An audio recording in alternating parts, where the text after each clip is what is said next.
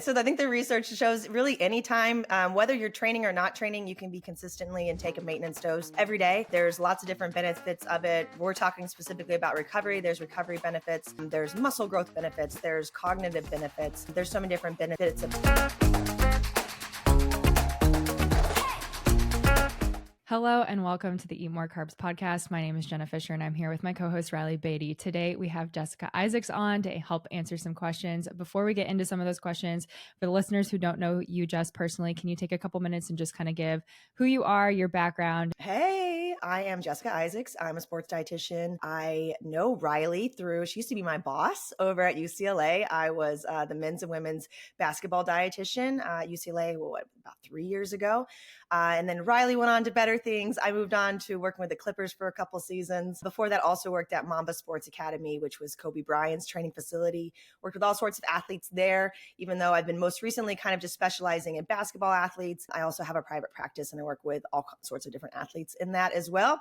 I'm also a content creator and I do just a lot of silly but educational videos on Instagram and TikTok. We are so excited to have you on the podcast today to help answer some questions. Before we get into some of those questions, though, we're going to do our high and low segment where we just share a little bit about our weeks personally. So the good, maybe the parts we wish had gone a little bit differently. Reilly, as always, can you kick us off? Yeah, I'll start with the low for the week. I guess kind of the low for maybe the month. I am really bummed that I won't be able to go to CPSDA this year. Just being a new mom, she's only going to be about 4 months. So I don't know if I can leave her yet. So I am bummed that I won't be able to go to CPSDA this year. Last year, I just found out I was pregnant and I was very sick during CPSDA. And that was actually the first time that I had gone. So I was hoping this year I could kind of go and experience it fully, but I guess I'll have to put that on the back burner for next year. So that's kind of my low. My high is I'm on Book Talk. I don't know how I got on the side of TikTok. And I know, Jenna, I know you don't have TikTok, but Book Talk is like book TikTok. And I'm such a little nerd sharing this, but it's been so cool to, I don't know, just hear everybody's recommendations for books. I really like to read. And it's been actually really cool to kind of have like a community around the books that you're reading. I remember like growing up, I would read like Harry Potter and things like that. And you didn't really have anybody to talk about books with. Book Talk is great. Highly, highly recommend. I know we don't really love, or I guess we have a love-hate relationship with social, but Book Talk, I'm on board with that one. Wow, Reilly, you might convince me to get on TikTok with that review.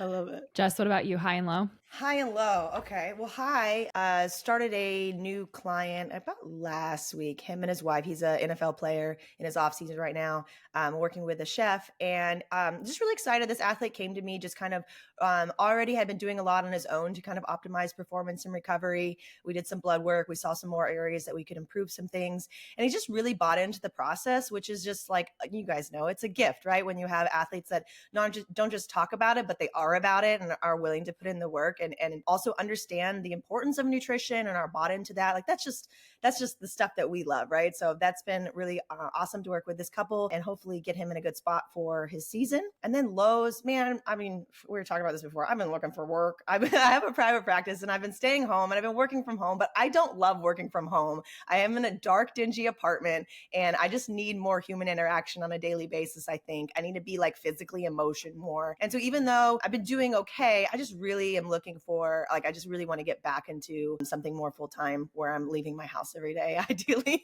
And it's just been like, for anybody out there who's maybe a dietitian or aspiring sports dietitian out there too, it's been a crapshoot. Like the job market's been really hard. I've been interviewing for some jobs now. We're in mid-March. I've been interviewing for a couple jobs since November and they still haven't made a decision. So it's just like that's my low, which I'm hoping will be soon a high and we'll have good news. Thanks for sharing that kind of real side of dietetics, because I think that a lot of people think that you'll just kind of be in the field and then all of a sudden have like your dream job, but that's not always how it is, especially with sports. Like it's hard to get that job and you're going to be competing against the best of the best people like yourself to get that job. And sometimes it does take a little bit of time before that happens, but we're going to keep our fingers crossed for you for that to turn into a high week. I will wrap up our high and low segment like previously. My high and low is the same story. So it's going to start with the low. I decided I was going to make banana bread the other day and I have silicone baking equipment, I guess is the best way to say that. So like the bread dish that I was going to make it into silicone. You put it on like a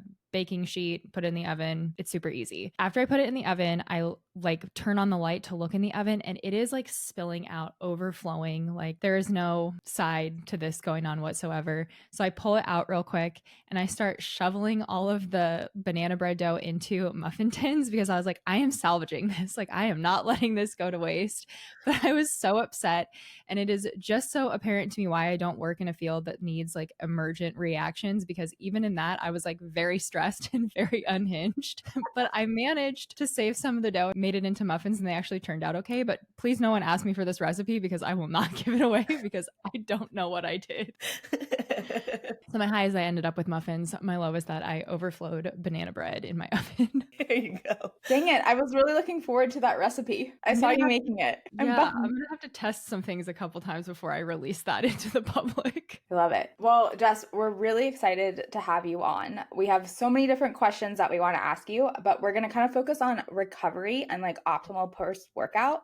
We always get a lot of questions on that. So we're really excited to kind of pick your brain on some recovery and post-workout optimal nutrition practices. Yeah, sounds good. We're going to start with kind of a basic question. What role does meal timing play in optimizing athletic performance in post-workout? Yeah, so post-workout is a perfect time frame for us to do a few things. So when I was first taught about it, we called it like the 3 hours of recovery, but I think like 4 hours of recovery is more appropriate. So it's a time where we're refueling, we're replenishing glycogen stores, so our carb storage in our muscle and our liver, so that we're primed for our next workout. We're repairing our muscles by having protein and maybe some creatine in there too. We'll talk more about that, I'm sure. And then we're also rehydrating. So when we're sweating, we're losing fluids and also electrolytes. So that post-recovery, that refuel and that rehydrate portion restores our fluid balance. And then finally sleep. So sleep in that rest, I would say the 4th R is rest, but standing for sleep. So it's important that we get adequate sleep to also repair our body. We get a lot of growth hormone that's released at nighttime. So a lot of repair is happening there as well. Is there an optimal amount of sleep that athletes need to help with that recovery process? Yeah, I would say it's variable, but I mean, like the most ideal would be probably 9-10 hours plus for athletes. Some athletes maybe even more like the 11-hour side.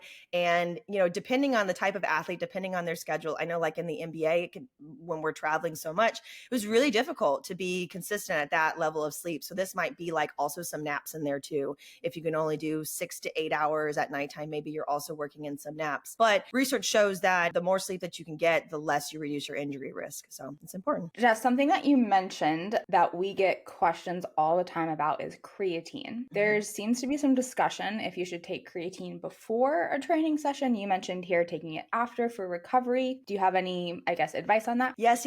Anytime.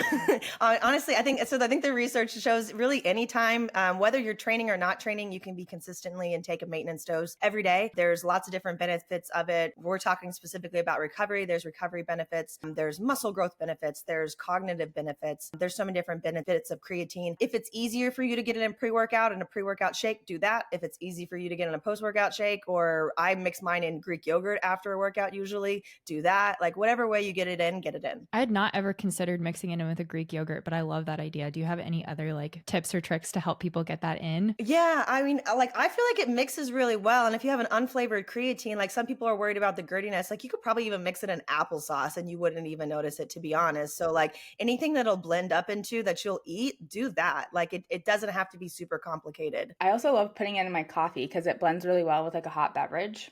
Yeah. Do you think that I've had questions before about like cooking with creatine? Do we think like there's any reduced effectiveness with heat at all? This is a good question. So I don't think so. I need to probably look at the literature, but because creatine is naturally found in animal proteins, and most of the animal proteins that we're eating, we're cooking, and we can still see increased stores with an increased consumption of animal protein. That's my first thought. That's a good first thought. I like that a lot, but there's always that option for if it's in a supplement form, if applying heat does change it at all. So I would agree with you that I would need to look and see if there is literature that exists on if heating it in supplement form did change outcomes. Sure. Yeah. And probably if anything, it's just like increase the amount, because there's probably still some effectiveness to it. It just may be like you won't, not a 5 gram per 5 gram split. If you're heating it, maybe you need to pump it up a little bit more. I also think that if the only way that you're going to take creatine or remember to take creatine is it baked into a product, then you should bake it into that product.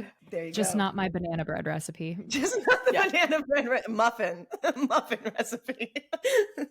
And you're going to lose the majority of it. So besides creatine, are there any specific like dietary and fueling strategies that you recommend for improving recovery after super intense training sessions or competitions? Yeah. So, well, first of all, so we can break down that 3-4 hours a little bit more. So, refuel with glycogen. I would say this one's probably the most important. I mean, maybe hydrates as well, but I would argue this one because right afterwards, our muscles are primed to really soak up that glycogen, and we've used a lot of it depending on how long you've trained for. The longer and harder you're training, the more you're depleting your glycogen, your carb storage, and then also using up whatever you maybe consumed before your workout or during your training. But afterwards, that's that prime time to get that in. So we want carbohydrates. It's generally a 3-to-1 carbohydrate to protein ratio for like your strength and power athletes. So let's say if you're aiming for a goal of like 15 or 20 grams of protein times 3, what is that?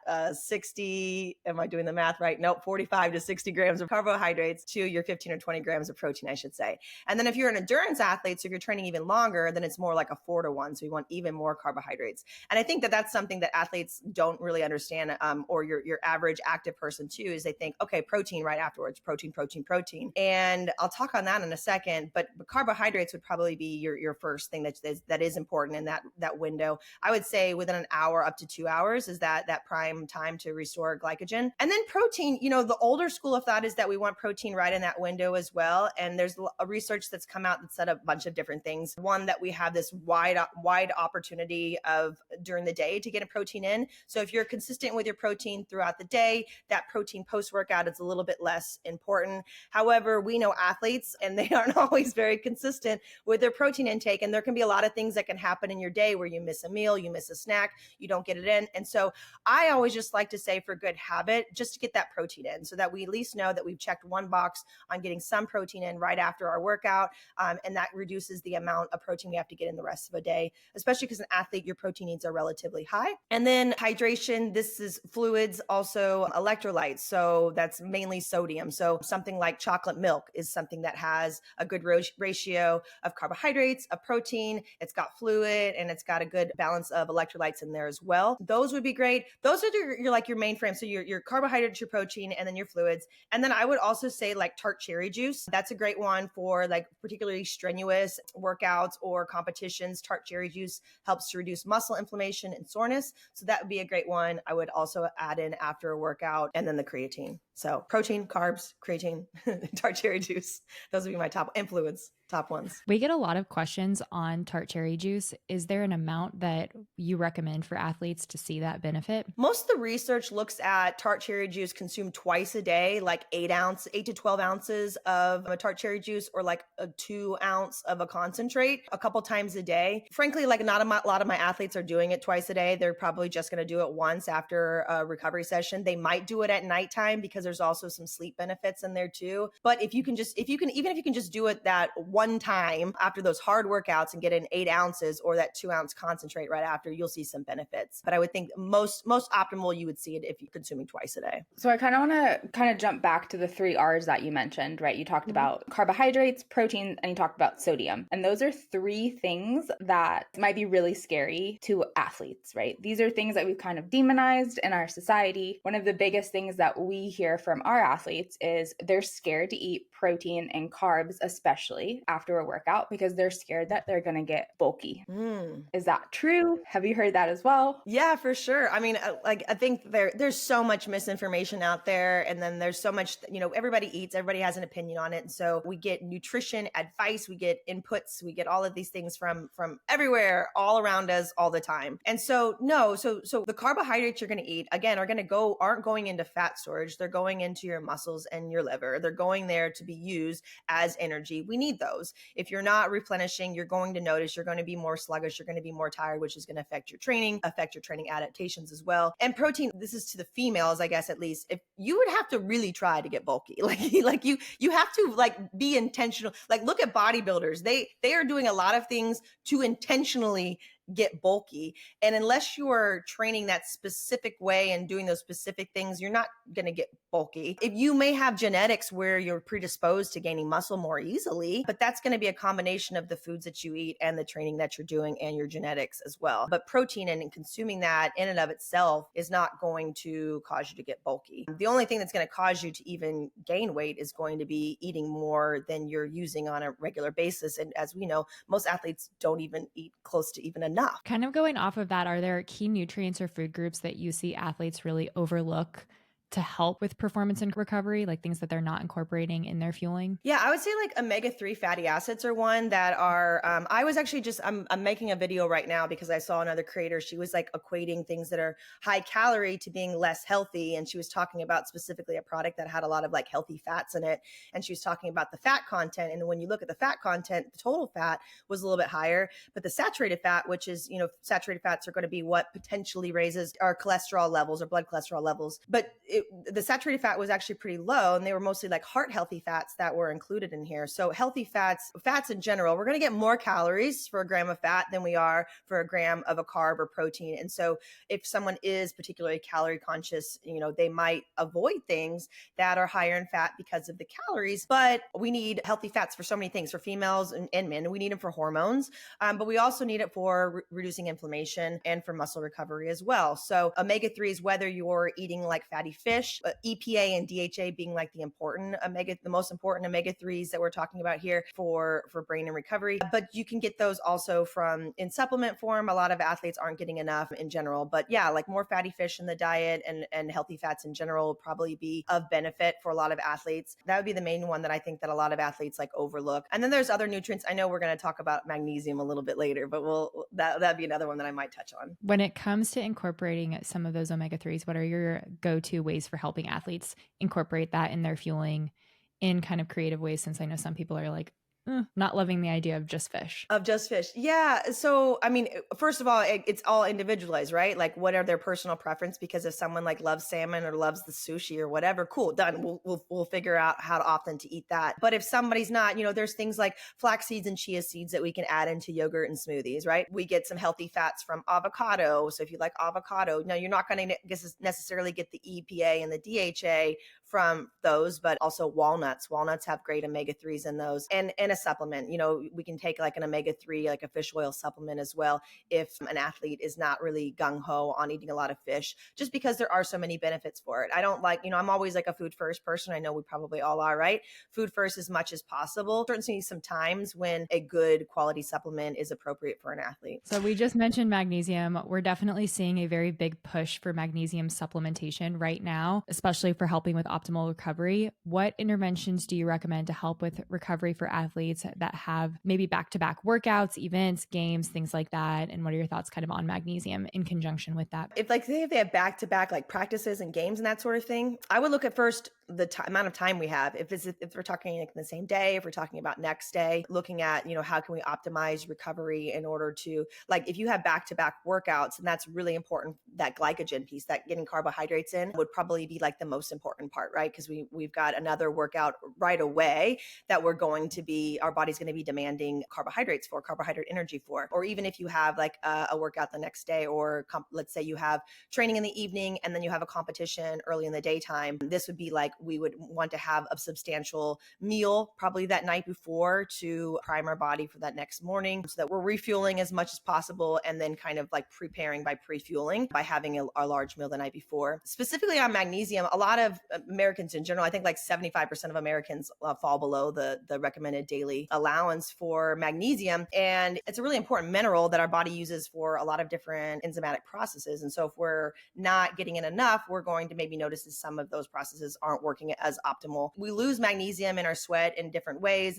And athletes also are going to require more magnesium, likely probably because they have higher energy demands, right? Our body needs more energy. It's breaking down more food to use as energy and and may need more magnesium as well. So magnesium is important for like muscle and nerve contraction. It's important for bone health. It's also important for energy production, like I said, for recovery, for sleep. So there are some food sources of magnesium, like nuts and seeds, some whole grains, but generally probably most people aren't getting enough in their diet and aren't going to consume enough. And so that's why we're probably seeing a huge push right now for like magnesium supplements. I think it's so interesting that we're seeing a deficiency in magnesium, but one of the biggest sources of magnesium in our diet is whole grains. And I think there might be some type of connection of not eating carbohydrates and not having enough magnesium. You think? It could be, right? I feel like I see a lot of people too that just think like gluten-free is super healthy, right? And like I see something, oh, it's gluten-free, it's healthy. And I think there's a lot of confusion there. And so people think that by reducing gluten in their diet, they're doing a great benefit. But if you don't have celiac, you don't have a reason to remove gluten, then you're removing whole grains potentially and all of these nutrients that come with it that you didn't need to remove. So actually whole grains are healthy. I mean, we did name this podcast the Eat More Carbs podcast for there you go. When it comes to magnesium supplementation, there's a lot of different types of magnesium as far as in a supplement form. Do you have recommendations of ones to maybe stay away from? Oh, I was gonna say magnesium citrate. You go like magnesium shitrate because you may have some bowel movements if you overdo it with magnesium citrate. So I'm usually having my athletes take like magnesium bisglycinate. My first job was clinical, so I saw a lot of other types of magnesium used for other reasons in the hospital, not so much on the recovery side of things. Well, I guess you could call it recovery if we're trying to get the GI working again. You could call that recovery. There you go. What would be like the biggest thing that you would want every athlete to know? Like your top piece of information, like your biggest piece of advice, your one takeaway. One takeaway. And we're talking focused on recovery here. Mm-hmm. Yes, eat carbs before and after your workouts. Eat carbs, more of them, more than you think that you need. We did not pay her to say that, but no, we should have. Big fan. All right. So Jess, we have a couple ending questions that we ask everybody on the podcast. First one is, what is your favorite carbohydrate? Oh, that's a good question. Favorite carbohydrate? Probably mangoes. I've been really liking mangoes lately. Yeah. Okay. What's your favorite pre-workout fuel? Pre-workout fuel. Lately I've just been doing like applesauce, like go-go squeeze packets, just because I think it's super easy, or like fruit snacks. I don't love to eat a whole bunch, and I am somebody, if I like eat too close to training, it will be coming up. And so for me, like something that's already like pre-broken down a little bit is super helpful for me. Love it. What's your favorite post-workout fuel? Greek yogurt. So I've been doing like a Greek yogurt bowl with like a bunch of fruit in it. I might throw some chia seeds in it. I'm going to add my creatine monohydrate to that, some peanut butter or almond butter, whatever I prefer at the time. Maybe even some chocolate, just mix it up in there. But it's a nice, complete snack that has all the things that I need in it, except for fluids. It doesn't have fluids in it, which I add on separately. But dairy foods have great electrolytes in them. So I'm still getting electrolytes from. All right. I feel like this one's going to be kind of hard for you because you have really good shoe game. So what is your favorite pair of kicks? Oh my goodness. Which one's my favorite pair? I don't know. Like I love like a good pair of like Jordans, but lately I feel like I've been living in like Vans just because California is such like a Vans, feels so like a Vans place. So like it's some nice slip-on Vans that I can throw on. Also, like I said, I've been working at home. So just like the lazy life has been the cash life. So we love some nice slip-ons. Vans are the state bird of California. Yes. Yes. And you didn't know that the hardest question that we would ask you today would be your favorite pair of shoes. I know, right? Surprise. I know. I should take you in my closet. Jess, thank you so much for being on the podcast and helping us navigate post-workout fueling and recovery. When it comes to post-workout, one of the most important things is that you probably need to eat more carbs. For those folks that are listening that might have more questions or want to just follow along with all of the amazing things that you do in the world of sports nutrition, what is the best way for people to find you? You can find me on Instagram at Jessica the Sports RD, also TikTok, Jessica the Sports RD, RD for registered dietitian. And then my website is jessicathesportsrd.com. We will leave all of Jessica's information in the podcast show notes, so that way you can easily find her on social media and find her website. If you have questions for Reilly and I, you can always leave them below, or you can find us on Instagram. We're at the Eat More Carbs podcast. You can find Reilly on Instagram at reilly.beatty.nutrition, and you can find me at jenna.fisher.nutrition.